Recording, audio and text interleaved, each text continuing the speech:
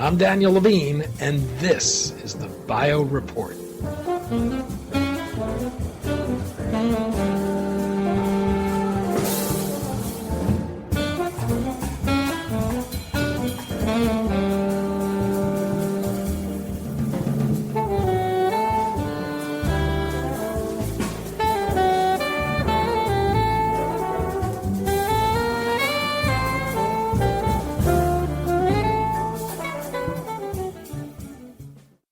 NAMPT is a critical enzyme that regulates how cells use energy. It can also play an important role in the ability of cancer cells to survive, grow, and spread. While it's been recognized as a potential target to treat certain cancers, developing NAMPT inhibitors have been challenging because they can disrupt energy metabolism in healthy cells. Plan Therapeutics believes it's overcome the challenges of NAMPT inhibition through a unique mechanism of action that can avoid the problem of toxicity. We spoke to Greg Crimmins, founder and CEO of Plan, about the role of NAMPT in cancer, the challenges of developing NAMPT inhibitors without toxicity, and why he believes the company has solved the problem.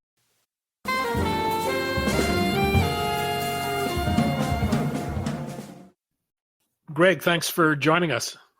Yeah, thanks so much for having me, Danny. We're going to talk about a critical enzyme in cellular metabolism, Plan, and its efforts to inhibit this enzyme to treat a range of diseases, including cancer, autoimmune conditions, and obesity. Let's start with NAMPT, which is the enzyme you're seeking to target. What is NAMPT, and what role does it play in health and disease? Yeah, thanks, Danny. That's a great place to start. So NAMPT is central to human biology. NAMPT controls core metabolism, as you mentioned, which is how cells use energy from sugars to fats. And NAMPT does this because it's required for the production of NAD, which is so fundamental to human biology that we used to make all medical students and biology students memorize its structure. I distinctly remember memorizing all the structures and reactions as sugar is metabolized in glycolysis and where NAD is involved in those key steps. So highlighting how central NAD is to biology, NAMPT dysregulation is connected to over 20 different diseases. That's 20 different diseases that are connected to NAMPT. And that's ranging from oncology, solid tumors and hematological malignancies, to autoimmune and metabolic diseases. So seeing as NAMPT is connected to so many different diseases, a lot of companies have tried to make a NAMPT drug. That includes AbbVie, Lilly, Genentech, Astellas, Bayer, Novartis, Leo, Oncotartus, and Karyopharm. They all made and published NAMPT inhibitors, and that's not even including the many academics that made NAMPT inhibitors. So they all published really solid, really good work, really interesting work that we benefited a lot from. However, they all also ran into one big problem. All their drugs were toxic to multiple organs. And that, Danny, that's the problem that we think we've solved. We think we cracked the NAMPT target and solved its on-target toxicity problem. There's been growing interest in the role mitochondria play in health and disease. Mitochondrial dysfunction is increasingly implicated in a broad range of diseases, although drug developers have faced challenges targeting mitochondria. My understanding is that NAMPT, while it's not a mitochondrial enzyme, it does play an indirect role in mitochondrial function. Is this a way to get at what might be underlying mitochondrial issues? Yeah, it's a good question. Your read on the literature, I think, is right. It was unknown for a long time whether NAMPT is physically located in the mitochondria. I think the consensus in the literature now is that it is present in the mitochondria, but either way, metabolites downstream of NAMPT, that NAD I mentioned earlier, are definitely present in the mitochondria, where they play a key role. So NAMPT and NAD are required for the TCA cycle. That's another pathway we make pre-med students memorize. And that's what a cycle that the cell uses to generate a lot of ATP from energy sources. So to answer your question specifically, yes, I think modulating NAMPT activity, ramping it either up or down, is a way to directly target underlying mitochondrial issues. So our lab has seen that the amount of energy flow and oxygen consumption through mitochondria can be controlled by tweaking NAMPT's activity. And it's not our main focus, but it's something we are very interested in. You're talked about the broad applicability of such a therapeutic approach. Why start with cancer, and what does NAMPT do to fuel the growth or spread of cancer? Yeah, we talk about that question all the time, Danny. We are one of the challenges of a big target like NAMPT, something that can go in so many different directions. For a small biotech company, it's a challenge to, try to advance this drug that could benefit a lot of patients with diverse diseases, but also to focus, right? And so our plan is to initially focus on cancer. We see the fastest path to approval in cancer, and I'll talk a little bit about that. But we're also very interested in autoimmune and metabolic diseases, and hopefully we can talk about that later. So to answer the second part of your question, NAMPT is overexpressed in 15 different kinds of cancer. So in most of those cancer indications, NAMPT's overexpression is associated with poor prognosis. There's literally hundreds of articles in the literature on this topic. And NAMPT and NAD play a lot of roles in cancer cells. But one of the major ones is sugar utilization. So, what I mentioned earlier about NAD and glycolysis. So you've probably heard of the Warburg effect. It's a 100-year-old observation now, an observation about how cancer cells transform their metabolism to consume a lot of sugar through glycolysis. And a high level of NAMPT and NAD is thought to drive that shift to Warburg metabolism. So NAMPT is on too high in cancer cells, a lot of different cancer cells, but it's also essential in multiple healthy tissues, retina, bone marrow, spleen, kidney, et cetera. So that's why we think that in order to target NAMPT, we need to do something new. We need a mechanism of action that allows us to decrease NAMPT activity with a fine-tuned control instead of just hammering it off. You mentioned that it's involved in 15 cancers. It seems like a very specific number. Is there a reason to believe it might be implicated in a broader set of cancers? Yeah, definitely. That's just like cherry picking the most obvious ones in the literature, right? There's, like I said, hundreds of articles connecting NAMPT to various kinds of cancer, and Warburg metabolism has been associated with like a broad array of different types of cancer. So yeah, 15 is not like a limiting number. And so in terms of broad applicability, one of the reasons that pharma companies, so many different pharma companies were chasing this target is because they saw opportunities across all these different cancers. So pharma companies have published efficacy results in a bunch of different solid tumors ranging from lung cancer to colon cancer to hematological malignancies. We're initially focused on acute leukemias. That's including AML, TALL, and BALL. And for AML in particular, we see a large unmet medical need and a clear path to accelerated approval. So mutations or deletions of chromosome 7, which are present in the cells of about 20% of AML patients, they make these cells really sensitive to NAMPT inhibition. That was a really nice study that just came out this year from Carolyn Heckman's lab in Helsinki. And so to zoom out a little bit, we think there is broad potential for RP2-G in acute leukemias and in some solid tumors. But we're going to initially focus on acute leukemias because we see the fastest path to approval there. And we're going to make sure that in our initial clinical studies, we're enrolling patients with chromosome 7 deletion in their AML cells to test that hypothesis.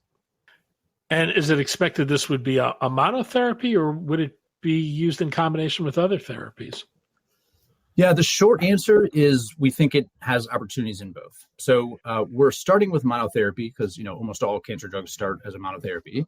And we do think it's important to sprint down this path to accelerated approval in AML. However, we know, like all people making cancer drugs, we all know that we're initially going to test it as a single agent, but then the real value of this is going to come in combination, right? Because almost every cancer drug is used in combination with other drugs.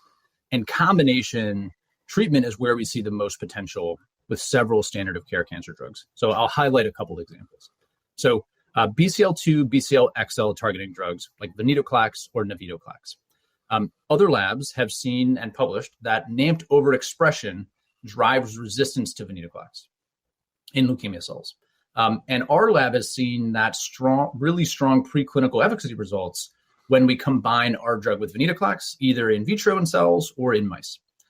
We just submitted an abstract on this topic, actually, and have really exciting collaborations go on with some academic groups in acute leukemias and co-treatment with venetoclax. We also just added Saul Rosenberg to our SAB. Saul led our scientific advisory board. Saul led the development of venetoclax and navitoclax, and he's helping advise us on this strategy. So because of that venetoclax combination potential, our clinical development strategy will expand very quickly to include combination cohorts. So we're going to start as a single agent, but just several months behind, we plan to be combining with venetoclax. All right, so that's for BCL2, BCL-XL targeting drugs. I also wanted to highlight the potential for combination with PARP inhibitors. So there's PARP inhibitors on the market right now. There's a bunch of new PARP drugs in development, and they're frequently used in solid tumors like ovarian and breast cancer patients. So PARP is an enzyme that consumes NAD, while NAMPT makes NAD. So NAMPT is directly upstream of PARP, right? They're in the same pathway. And we see excellent synergy with PARP drugs in both solid tumors and hematological malignancies. Your lead experimental therapy is RPT1G. What is it and how does it work? Yeah, thanks for asking. I love talking about RPT1G, our clinical candidate. So I'll start with a brief background on small molecule drugs in general. So almost everyone in our field thinks that when you have a target that's overexpressed that you want to turn down, that you need a drug that will turn it off. That's how most inhibitors work. Most inhibitors are complete inhibitors. And we wondered, what if you don't have to do that? What if it's an essential target? So you don't want to turn it all the way off, but you do want to turn it down. We want to turn it down, but we want to stay far away from turning it off. So in our R&D, what we found was a new mechanism of action for NAMPT, which is called hyperbolic inhibition. So hyperbolic inhibition is not used in any cancer drug that we know of. This is something new for a cancer drug. And hyperbolic inhibition means that when our drug is bound to NAMPT, NAMPT has lower activity, but its activity is never off, right? The technical way of saying that is the enzyme inhibitor complex still has some activity. So you always get some activity no matter how much drug is there. And we think this gives us a master key to control metabolism without the toxicity risk of turning it all the way off. And there are applications across a variety of NAMPT-driven diseases that we talked a little bit about in oncology, autoimmune, and metabolic diseases. And if we're right here, if we can show that we can engage this target and we can cause the inhibition we want without causing the on-target toxicities that other folks ran into, this could be a big deal. It could unlock the ability to hit other essential targets as well with this mechanism of action. What gives you confidence you've solved the toxicity issue around these therapies, and how have you done that? Yeah, so we spent a lot of time on this topic, right? When we first discovered that our drug was in a high throughput screen, we discovered a NAMPT inhibitor, and we saw that it had this different kind of activity kind of early on. But we were really wary of the NAMPT target, right? And a lot of folks have tried to take a shot at the NAMPT target in the past. So the data in the literature is that other NAMPT drugs, all this data has been published in the literature for drugs from a number of different companies. They cause severe toxicity in animal models, and those same toxicities were then seen in human patients. So that includes severe spleen and bone marrow tox that gave rise to low lymphocytes, low platelets, low reticulocytes, and also severe anemia and fatigue. And a lot of the big pharma companies have told us that they were also very concerned about retinal toxicity that was seen in the previous NAMPT drugs, even though no human that's taken a NAMPT drug has ever seen any retinal tox. So, zooming out and seeing all those toxicities caused by previous NAMPT drugs, spleen, bone marrow, retina, in contrast to those drugs, our drug is 3,000 times less toxic to healthy cells in vitro. 3,000 times, right? So we're not out here saying we've got something slightly different. We're saying it's something categorically different. We're saying this mechanism is categorically different from what has been tried previously. So importantly, out of all the animal models that we've tested, we have not seen severe spleen, bone marrow, or retinal tox. And we haven't seen any decreased blood cell counts, lymphocytes, platelets, reticulocytes. We just categorically don't see those effects, even though we know we are engaging and inhibiting the target. And why? Why are we not seeing those same problems other people ran into? I think this is the most important point. With our approach, we never turn the enzyme off. There's always some NAMPT activity in healthy tissues at any dose that we use. What's the development path forward? Yeah, so we're going to start in healthy volunteers. I think that really underscores how safe the drug has been in our preclinical toxicology studies. we're starting the healthy volunteers, and we're starting very soon. We're going to start next quarter, Q4 2024. And if the results from that study align with our preclinical data and show that we really did crack how to inhibit NAMPT without causing severe on-target toxicity, then this could be, we think, a pretty big deal. We think this could really open up the field.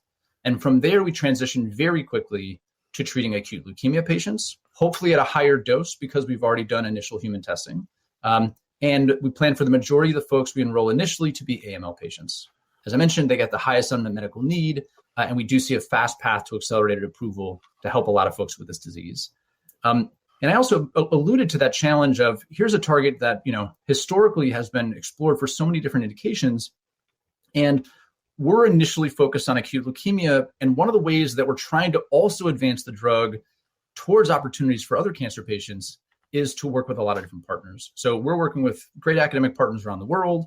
And we've got collaborations on B-ALL, we've got collaborations on several different types of lymphoma, multiple myeloma, glioma, and rare pediatric sarcomas with different universities.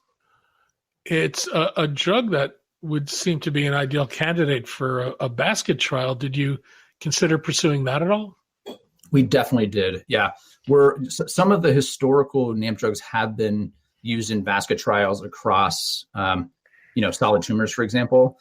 Most phase 1 clinical studies don't, sort of mix solid tumor and heme malignancies. There's a lot of complexity between sort of mixing between those two very different types of disease. So we kind of view our acute leukemia clinical study as a little bit of a basket trial for acute leukemias, right? We'll incorporate AML, T-ALL, and B-ALL in that first clinical study. You're also pursuing autoimmune disease and obesity as additional indications.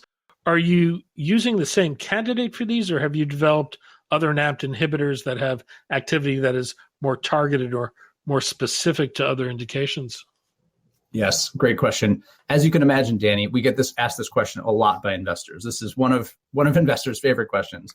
So in the short term, we are using the same candidate, RP-T1G, and exploring its potential across different indications. So the healthy volunteer clinical study we just talked about, that keeps all those doors open, right? You can move from a healthy volunteer clinical study into oncology, autoimmune, and or metabolic disease. So if the upcoming clinical data aligns with our preclinical results, we think it will de-risk this drug across a variety of indications. And we have seen really exciting preliminary results in obesity and autoimmune diseases. And so RP-T1G does have the potential to be filed for multiple different INDs in the short term. In the medium term, yes, we definitely have made and continue to make new versions of the drug. And so the real power of this approach, right? We talked a little bit about hyperbolic inhibition, and hyperbolic inhibition isn't like a binary state. It's not like you're hyperbolic inhibition or you're not. It's a sliding scale. So we can tune the amount of hyperbolic inhibition. So, going to get technical for a second. When you have the enzyme bound to the inhibitor, you can tune the amount of activity that enzyme inhibitor complex has. And so that is what we think really unlocks this target. You can imagine a situation where for a cancer patient, you might want to tune down the activity of the enzyme inhibitor complex quite a bit. So you can, kill off as many of the cancer cells as you can. For a disease like autoimmune or metabolic syndrome or obesity, you might be able to get away with allowing a little bit more activity of the enzyme inhibitor complex. And those are questions we're actively addressing now. What role does NAMPT play in the immune system, and how does inhibiting it treat autoimmune diseases? Yeah, so my background is in immunology, and I'm really excited about the potential for this kind of NAMPT inhibitor in altering immune cells. So NAMPT plays a key role in the activation of immune cells. This is part of the growing field of immunometabolism, which shows that metabolic shifts in immune cells are required further activation. So not just, these metabolic shifts aren't just required for like cell division of like an activated cell that's replicating, but actually required for immune signaling pathways, for release of inflammatory cytokines. So most of the data in the literature on NAMPT is focused on macrophages and T cells, both of which require NAMPT for these metabolic shifts and also for activation. You've got the same issue with autoimmune disease that you have with cancer. How do you zero in on indications where this might be the best strategy?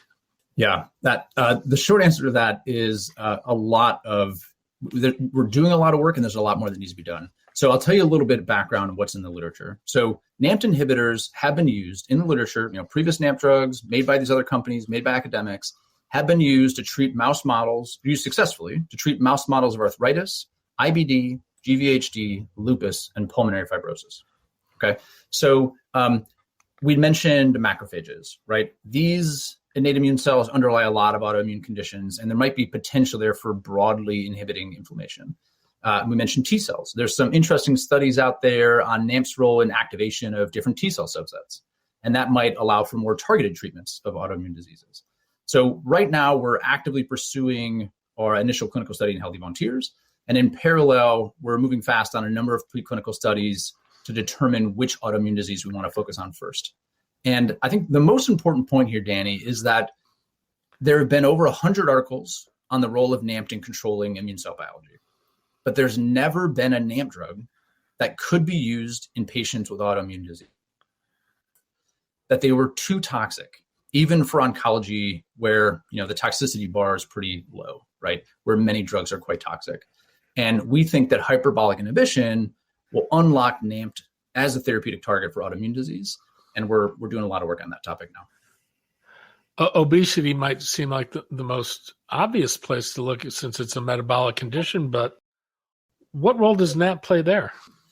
Yeah, NAMPT, just as, to again underscore the central role that NAMPT plays in biology, NAMPT goes by another name. So NAMPT previously in the literature was called visfatin, which, as you can imagine, was named that way because it was discovered, a while ago that it's a key regulator of fat metabolism. So Novo Nordisk has been publishing multiple papers on NAMPT's role in fat metabolism, including one where they showed that NAMPT deletion in fat tissue makes mice resistant to adding any fat mass when shifted to a high-fat diet. So, of course, that got a lot of people's attention. That got our attention. And our preclinical studies, including results from a research collaboration with a top pharma company, showed that our drugs are able to decrease fat mass without affecting lean mass or food intake, to contrast them with the GLP-1 drugs. So we think that our drugs are specifically stimulating fat metabolism. And this is an area that is also an active, ongoing R&D project for us.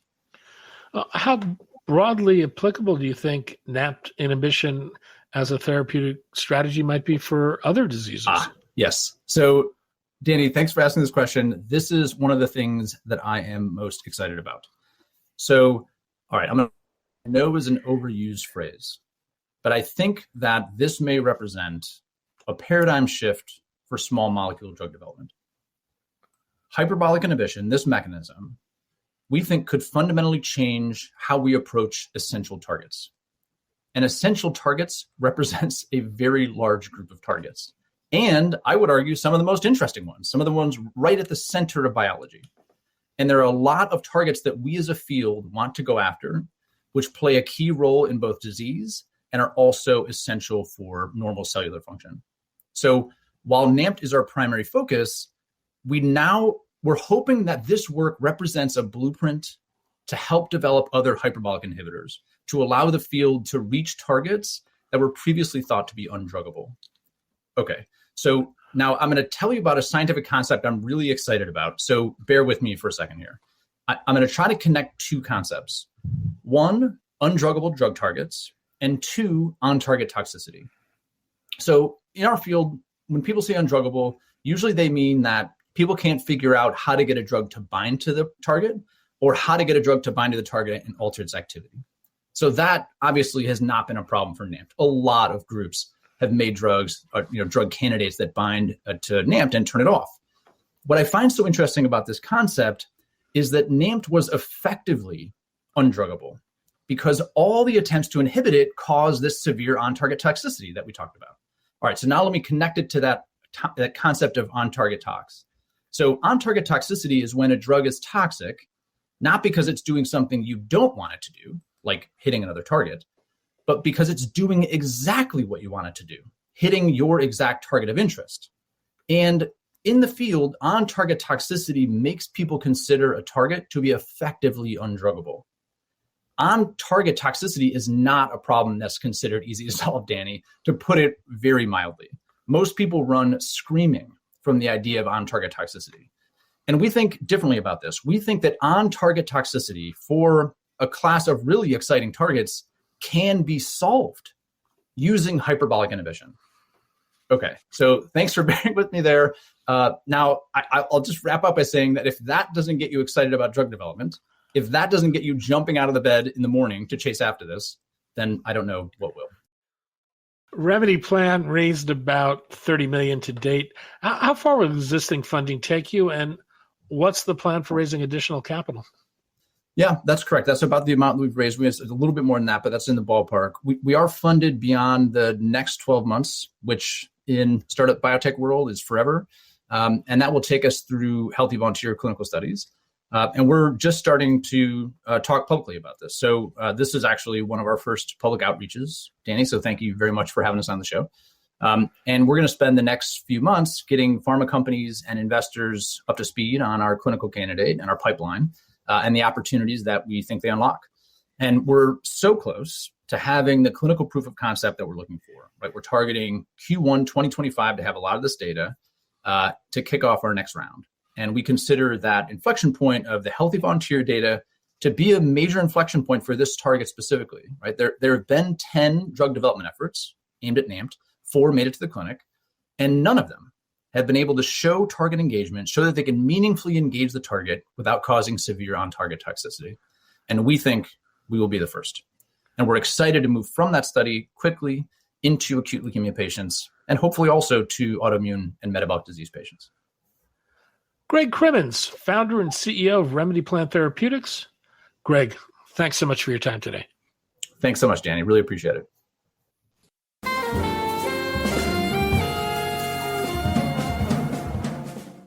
Thanks for listening. The Bio Report is a production of the Levine Media Group. To automatically download this podcast each week, subscribe to our RSS feed or through iTunes or other podcast manager. To join our mailing list, go to levinemediagroup.com. We'd love to hear from you. If you want to drop us a line or are interested in sponsoring this podcast, send an email to danny@levinemediagroup.com. Special thanks to Jonah Levine, who composed our theme music, and the Jonah Levine Collective, which performs it.